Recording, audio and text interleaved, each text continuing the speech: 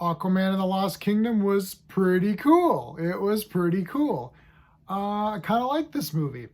Let's talk about it using my space system. Story, pacing, artistry, characters, and enjoyment. Each category gets a score between 0 and 2. 2 is the best you can get in any category. Comparing this movie with your expectations and how good it meets them. I'm not comparing this movie versus Citizen Kane or Lawrence of Arabia or The Winter Soldier, though they're both superhero movies. Obviously, Winter Soldier represents one of the best superhero movies of all time. I would say Captain America, the First Avenger is pretty good too. I'm comparing this to what you're expecting out of Aquaman. Let's state this for the record right now. I'm a big time Aquaman fan. I do have an Aquaman tattoo right there. It's hard to see. There he is. Love Aquaman. Loved him my whole life. I used to have a great Aquaman shelf. It's just I've been redoing my shelves, so I love Aquaman. I don't think Jason Momoa is Aquaman. Let's just get that right off the bat. I mean, I almost think Patrick Wilson would have been a better Aquaman. I think Jason Momoa is too large, sometimes comically large, right? There's points in this movie where I saw this with Sean and Steven, who you've seen on my channel before. They're just hooting and hollering at like somehow ridiculous. Somebody's like, "Get away from my son!" And you're like, why is Lou Ferrigno fighting, Black Manta? So he's also a bit of a meathead. He's not really Aquaman. He has black hair, which that's not Aquaman. Aquaman's blonde, and it matters because all of the Atlanteans have dark hair and Aquaman has blonde hair. And I think that's one of the things that sort of even like separated him a bit more. Like he just felt out of place even more just because of his skin tone and hair color. However, I mean, Jason Momoa is having fun in this role, so you kind of just go along with him and have fun with him. I think Jason Momoa in real life is probably a pretty easygoing guy who's probably fun to get along with. It does come across through the screen, so you can't help but kind of like him. So again, if you want to be comic book nerd, if I go back, J-Man, oh, comic book nerd, no, this is not Aquaman, right? So yeah, I agree with that, J-Man, but I'm also reviewing a movie. I have to review the movie that I watched, not the movie that, I wish it could have been, I guess. So let's go with that. The storyline of this, I am going to give it a 1 out of 2. So that's just like, okay. Look, the story's pretty basic. Black Manta wants to kill Aquaman and everything he stands for, and we all know this. And there's not going to be any spoilers in this, by the way, just to let everybody know, so no spoilers. He wants to kill Aquaman, everything he stands for, right? So destroy it all. He finds the Black Trident, which is part of some bad kingdom or whatever. And then he gets amped up. He gets powers. He has his helmet. They got to stop him. Aquaman's got to team up with Orm, Ocean Master, to take him down. Okay. I mean, Thor 2 did this, though I think this is way better than Thor 2. I also, Thor Ragnarok had this. This is close to Thor Ragnarok, where just a basic story, but it's just like a fun adventure movie. This is just a fun adventure where they go location to location. Each location presents more challenges, different creatures, things we haven't seen. It's kind of exciting.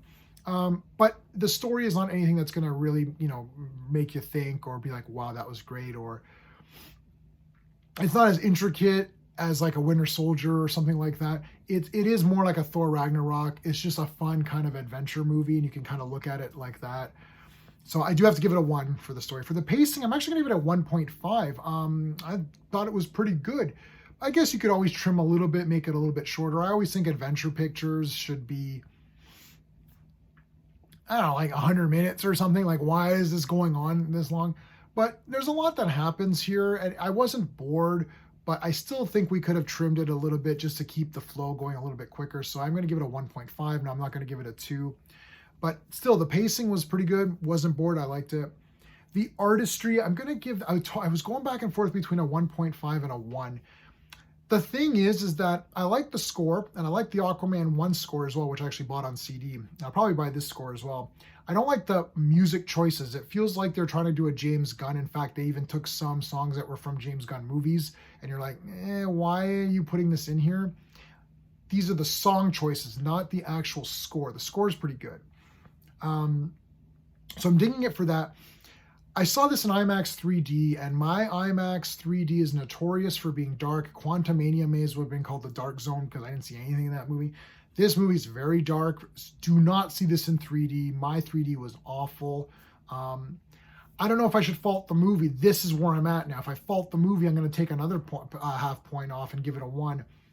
I have a feeling that when I buy this on 4K, and I'm going to buy this, it's probably going to look friggin' awesome. However, the CGI with the faces when they're talking underwater, they haven't really perfected it. It looks a little bit weird.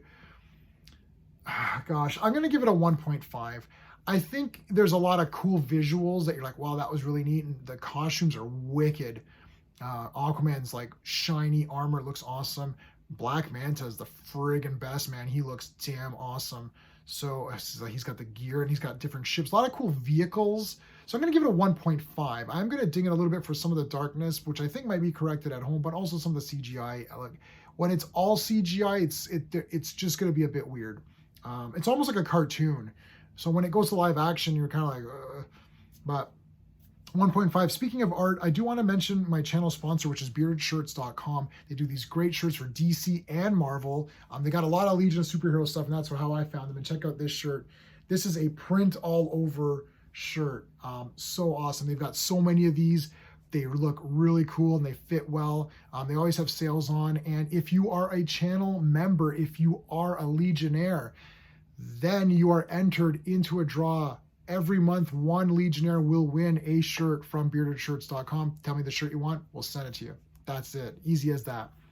So let's talk about the characters. I'm actually going to give the characters a 2 out of 2. Perfect score. I actually liked everybody.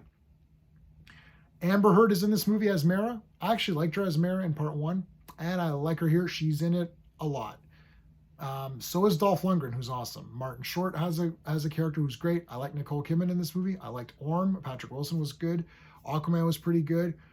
I liked everybody. Tamara Morrison was good. There's a lot of great little stuff with him and Arthur and him talking as two fathers now.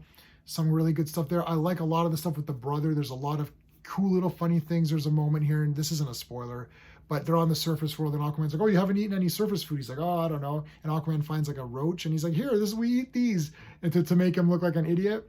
And then Orm's like, you eat these? He's like, yeah. He goes, they're great. And he's like, okay. So he eats, and he's like, pretty good. And he actually liked it. And I thought, you know what? That's really funny because I'm tired. It's like you thought he was going to spit up, and Aquaman's like, oh, crap, he liked it. So that was kind of fun. A lot of character moments like that. There's some drama in there as well. There's a lot of family stuff with the characters. I liked them. I like the characters in this. So usually I'm a character guy. If the characters are really, really good and the story isn't that good, I'm going to skew higher. I also really like superheroes, and I want superhero movies to be good. I walk into every superhero movie wanting to enjoy it. I don't care if it's Captain Marvel or Quantumania or Eternals, whatever, and I hated Eternals. It doesn't matter. I walk in wanting to like it. So I came in here. This is the last of the DC movies of the Snyder stuff. I wanted to enjoy it, and I did enjoy it. And for that reason, I'm giving my enjoyment factor a 2 out of 2. I would definitely see it again. I'm definitely going to buy it. I would definitely say go see it if you like Aquaman 1, or if you want an adventure. What's out there right now? If this is a family adventure, there's nothing stupid going on. All of the W stuff, with that people always complain about, it's not present here at all, at least not that I saw anything. It's a story. It's a simple story, but it is a story that you can follow. The Marvels, the weakness of the Marvels, and I don't think the Marvels is nearly as bad as people are making out to be. I can at least name 10 Marvel movies that are worse than the Marvels for me, easy, including Captain Marvel and Eternals, and Thor 4 and Quantumania. So that movie had a garbage story. There was no story at all. So there's nothing to keep those characters together. They're just together because they need to be in a movie together. The story was so bad in the Marvels. So even though I didn't mind the Marvels characters, I like Kamala Khan, that failed because the story was so bad, right? The story in Aquaman is just generic. So generic story with characters that I like going on an adventure from place to place and facing new obstacles, almost like a D&D adventure, that gets me pumped up. Now, obviously, if the story was good, if it was like Lord of the Rings story, And then you have this adventure with all these characters. Well, then you get a 10 out of 10 movie like Lord of the Rings. So you obviously you're not getting that here. I'm giving this an 8 out of 10, which is quite high. I think that this is definitely in the top of the DC movies.